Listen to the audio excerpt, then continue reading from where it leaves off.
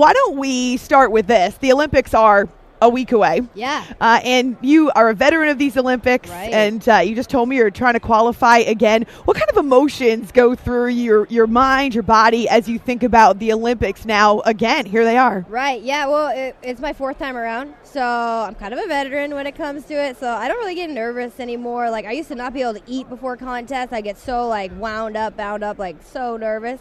But now I just kind of, like, frolic in, like, here I am, doing it again. So it's just been fun experience, and I obviously love snowboarding more than ever, so that's why I still do it. And all my friends are there, people I grew up with. You know, I've been pro since I was 15. So these are the people I know, and it's just been such a blessed experience.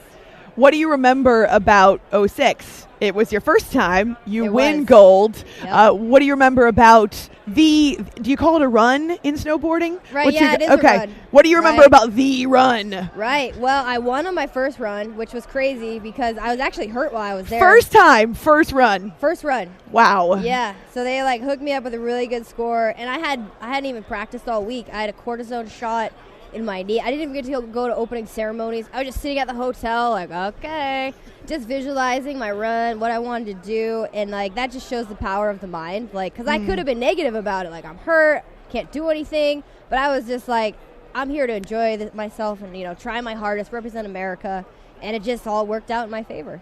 What about the emotions when you finished the run? Did you know? Did you know that was you just killed it? I knew I had done well. Yeah, because the crowd went crazy, and then my score came up, and it was like, what? I was just, my mind was blown, and especially, like, just doing it on my first run. I could have done anything on my second run, and I would have won, but then I even got a better score on my second run, because I was so hyped. I was just, like, had all this energy from just sitting around the last, week and a half, and I was just to the stars. What's special about wearing the red, white, and blue, representing your country? It definitely makes you try harder because you want to, like, bring home a medal, not only for you, but for, you know, your family, friends, and for your country. So it made me, like, just give it all I got. And I've done that every time. Like, you try hard to get there, and then once you're there, you're like, all right, now I really got to throw down. So you go a lot, like, for me, I went bigger, and I did my tricks better, and everything just looked so good because I knew I didn't want to let my country down. How do you train for that? These high-flying tricks? I'm assuming you don't only do it on the snow or on a run. So how do you get to the point where you can do that on a snowboard? Yeah, I grew up bouncing on a trampoline. So that helped because it's just air awareness. And now they have, like, those Woodwards where you can practice your tricks into foam pits. Makes it a lot safer. Wow. But growing up, we just had, like, a trampoline in the backyard, and my brothers would just bounce me as high as they could. My mom would be gone at work, and they're like, okay, let's get out here. We're going to bounce you as high as we can. And I was always just like, yeah. Because I just wanted to be one of the boys and, like, hang out with them, and that's why I got good so fast. Because I have 4 older brothers, and they were just throwing me around like a little rag doll, you know. So who should we watch this year in the Olympics?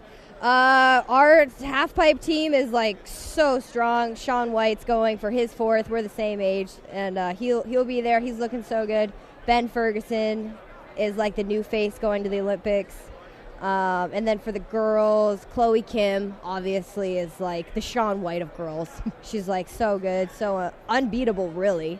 But Kelly Clark, Ariel Gold, we got this really strong girl team. I expect the girls to sweep it.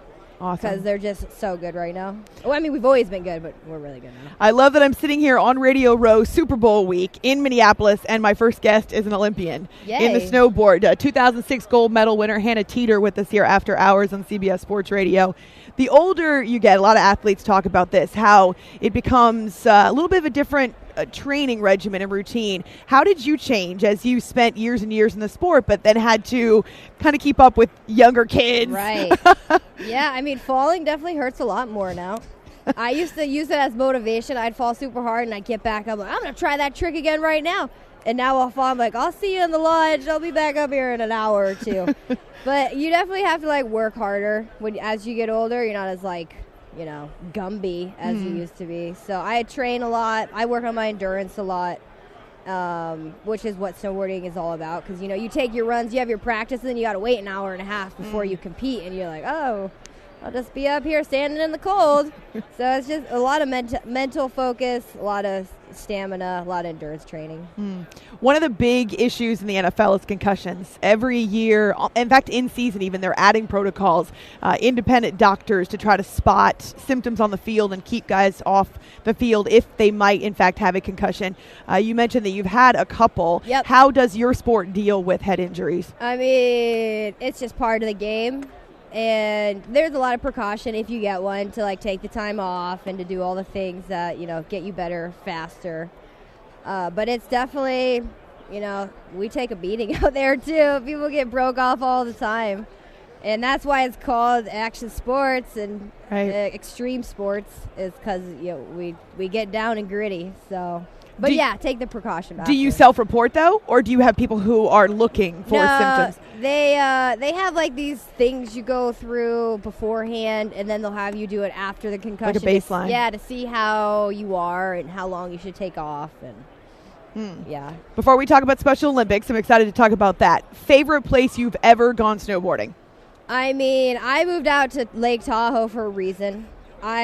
First time I went there, whatever it was, 15 years ago, I was like, oh my God, if I could ever live here, this is the spot. And then I moved out there 13 years ago, and it's just been heaven ever since. So much powder, and we got the lake, like the views are insane, and my home mountain, Sierra Tahoe, is like right by my house. So it's just like the best place ever. What about international? International, Japan is really fun. And they have the hot springs in your hotel. So you could like be in this mineral hot spring that's coming out of the earth and then go and snowboard after and compete. The World Cups used to be there all the time. So that was always a blast. That's not what I would have thought. I would have thought Italy or... No, those are fun. I think it's just the hot springs that get me about Japan, because I love hot springs. So that's like a really unique thing that nobody else has. Gold medalist Hannah Teter spending a few minutes with us here after hours on CBS Sports Radio. So let's talk about Special Olympics. Why is this something that's so important to you? I mean, I got involved with Special Olympics about 7 years ago, and I went to my first World Winter Games in South Korea 6 years ago. And it was always something near to my heart. One of my brothers is intellectually disabled, and I just saw what he faced growing up, and kids being mean, and like all that kind of stuff. So I've always wanted to break down those barriers and like be a face of change. So when they asked me to be a global ambassador, it was like perfect, a dream come true for me, because they're always somebody that I want to be a part of with my brother. And just being a part of the movement of inclusion, and that's what Special Olympics is all about. They've reached out to millions of people who would never had a chance to get involved in sports and showcase their talent, so it's incredible.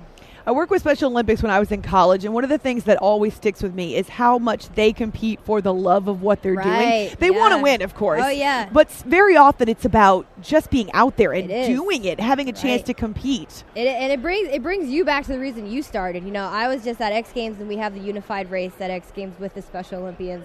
And all my pro friends are always like, this is the best part of X Games, because it really gets you back to the reason why you started, which was for the love and the fun and like, the friendships, and like just not like that competitive vibe that's always at the top now. Like it changes your perspective, and I really appreciate the Special Olympic athletes for bringing that to us and to show the world that, because you think you hang out with the Special Olympic athletes and you're like changing them, but they're really changing you. Yes. Yeah. That's so true. Is your brother your biggest fan? Oh yeah, he's definitely my biggest fan for sure, and I'm like his biggest fan for sure, because like, he pushes me to be a better athlete and to remember why I started and not get lost in the competitive, like, pressure-filled arena that you can feel that will destroy you in the end. You got to do it for the love and for the passion. That's why we started. What sports does he participate in? He loves bowling. He's a great bowler. No, he's good, too. He's really good. That's kind of his favorite. He used to bounce on the trampoline with us a little bit, but he loves bowling. Awesome. Yeah. So before I let you go, what's the next big event that you're gearing up for Special Olympics? We're celebrating the 50th year anniversary for Special Olympics this year in July, and that's going to be a great thing to be a part of. It's in Chicago. So if you're not in Chicago, you can just check out SpecialOlympics.org to see if there's any local things going on. If you've never been a part of Special Olympics, it will change your life for the better, and widen your perspective of why we're here on planet Earth. So I recommend it. All right, so you can find Special Olympics on Twitter, easy at Special Olympics. And do you have a Twitter? I do. It's just Hannah Teter. Just Hannah Teter. It's just a Hannah Teter. Nothing great. It's your brand, girl. Thank you so much for stopping by. It's good to talk to you. Hey, thank you.